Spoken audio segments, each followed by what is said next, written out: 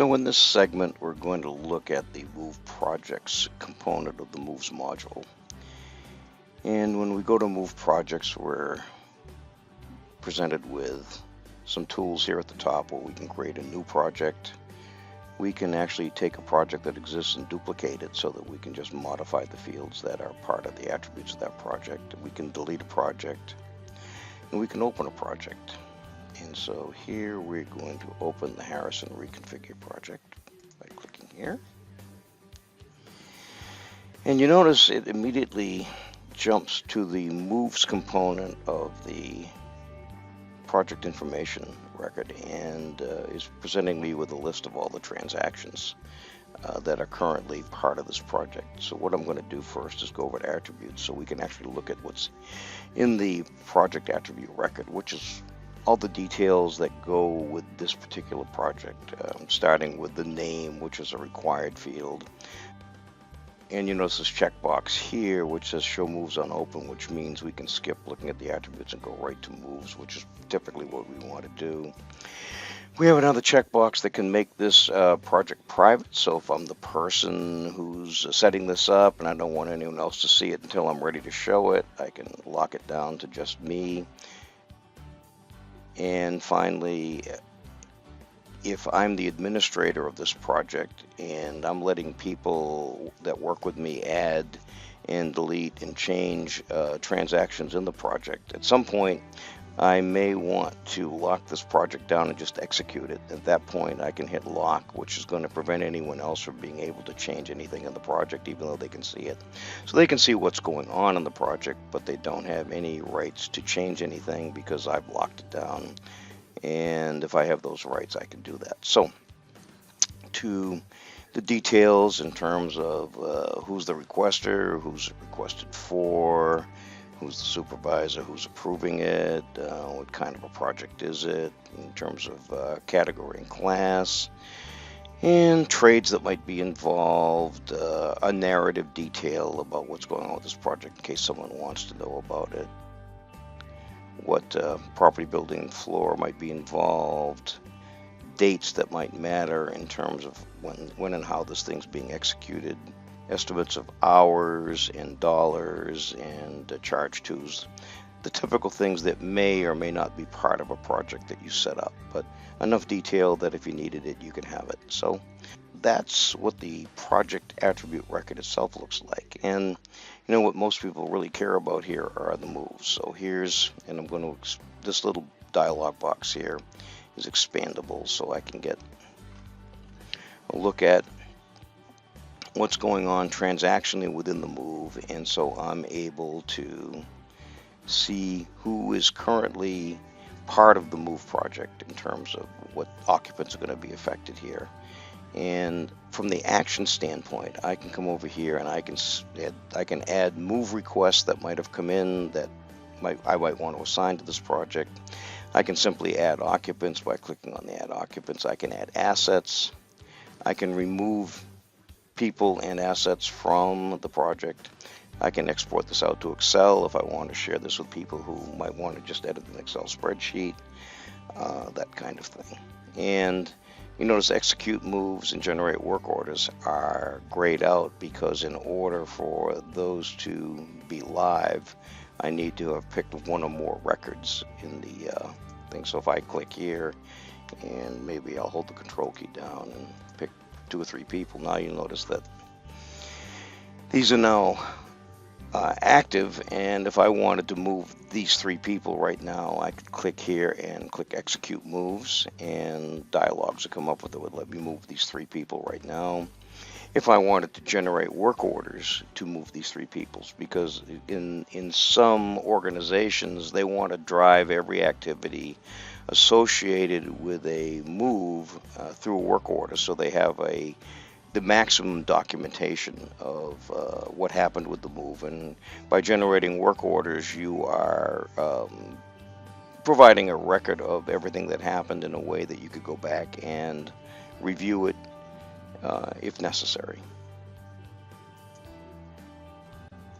So let's take a look at add move requests as the first function on the actions menu. And if I click here, I will see a list of all the move requests that are in the move request section of the application, and I will see which ones are grayed out and which ones are available for me to add to the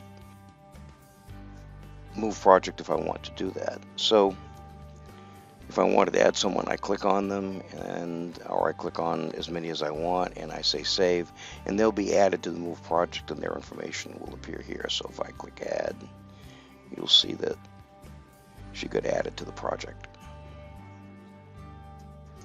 So a lot of what happens here depends on your process, and one of the processes might be that people in your organization could submit requests to add people to the project, and someone in an administrative capacity is going to look at those requests and decide whether they want to add them to the project or not.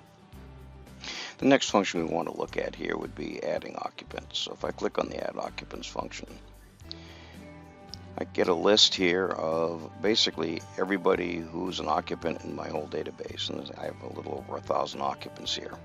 Now, if I just wanted to search for a name, I could just type in something like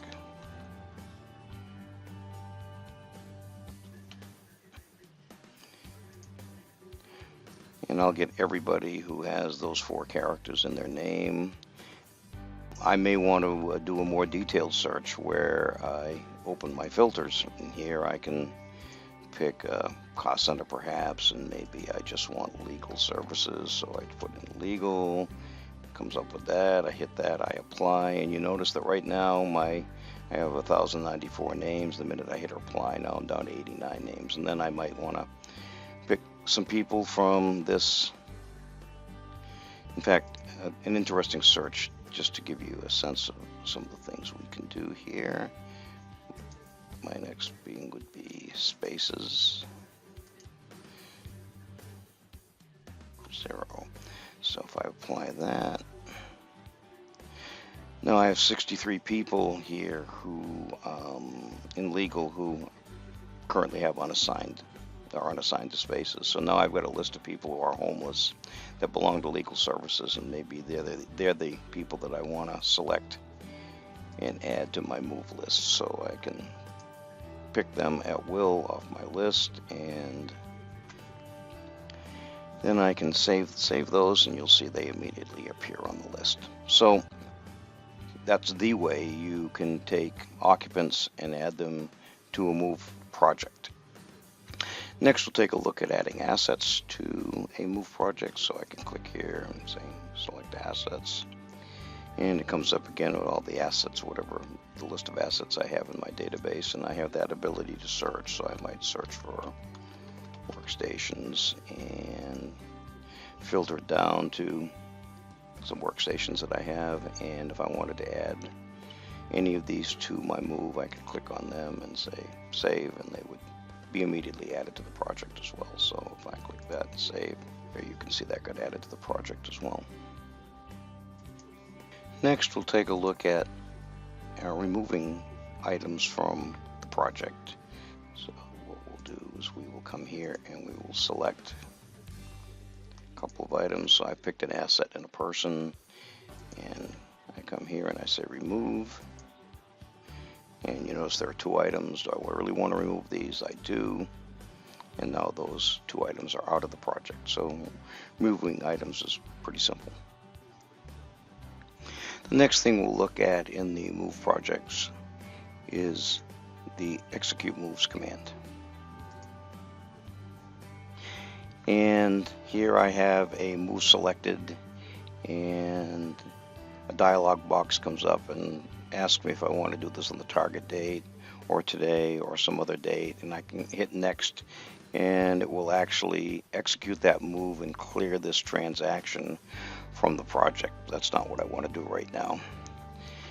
The thing you want to take a look at is the status of your individual requests in terms of are they completely filled out. So do you have move froms and move tos, or at least move tos for all the items in your list? Because if you don't, the execute moves command will try to deal with these, but it'll deal with them in interesting ways.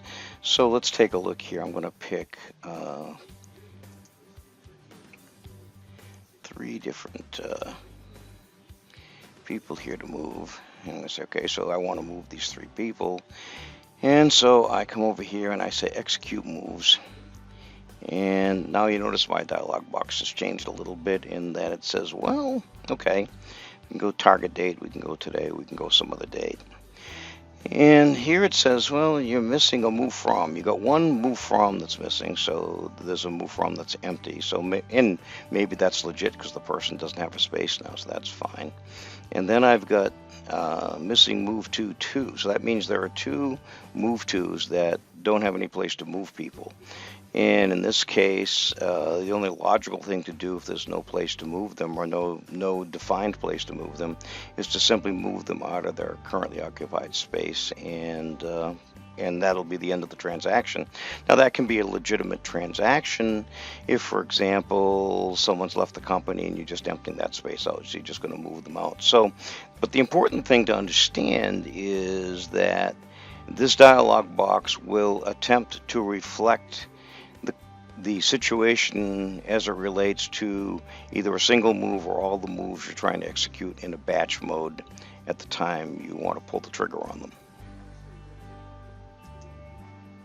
And just as a sort of a clear example here, I've highlighted Margaret here, and I've opened the transaction for her. And in Margaret's case, she's not moving from anywhere and she's not moving to anywhere. So essentially executing a transaction on her would result in absolutely nothing happening. So it's just important to understand what your situation is regarding all the moves in your list before you go willy-nilly executing them, because you might get results you don't fully anticipate depending on how fully completed all your forms are that relate to the project that you're trying to execute on. And the last item on the actions list we want to look at is the generate work orders command. So if there's a need to generate a work order, and there can be reasons for wanting to do this, maybe there's additional things we need to do as part of adding a workstation to the move, or maybe some IT work, or creating multiple work orders to do all kinds of things prior to moving a person in, like painting the room or something like that. So there are many reasons for wanting to create a work order. And to do that, we simply come over here. After we've selected our person or persons, because we can generate multiple work orders just like we can execute multiple moves, I can click generate work order, and it'll come up with a slightly different dialog box, or I can define the class, and if I have a job or a trade that's involved that I want to engage in, relocation services, maybe there's a person I want to assign. You're generally going to create a work order because there's something involved with having someone do some work to make something happen before the actual event takes place, or as part of the actual event. So here's how you generate a work order. When I click next, it'll actually create the work order for this move request and make it part of the project list, so that later on I can actually execute it when I'm ready. And just to give you a sense of what a work request converted to a work order looks like in real time, I did that to the request for a lane, and here in the project grid for moves, it shows me the work order that was generated. And then if I go over to the work orders module and take a look, you'll see that this work order appears amongst all the other work orders in the work order piece, because again, work orders come here to be distributed to whoever needs to do the work that has to happen to actually execute the event. So that kind of completes the whole process. And so if you've created work orders, the work orders become part of the total work order inventory and are treated essentially like any other work order, even though they're a move order. And finally, as I actually execute moves from the moves grid, I get a history record that shows me exactly what happened here, so that I have some documentation as to all the events that were part of the move and when they were actually executed. Nothing will actually appear in this history file until the actual date that I've scheduled the transaction for has arrived. So in this project, most of my dates are set for the end of February, early March. And so until those transactions actually occur, that's when they get moved into the history bucket so that they show up here. And that's a quick look at the things you can do in the project moves history and attributes components of the Evolve Move module.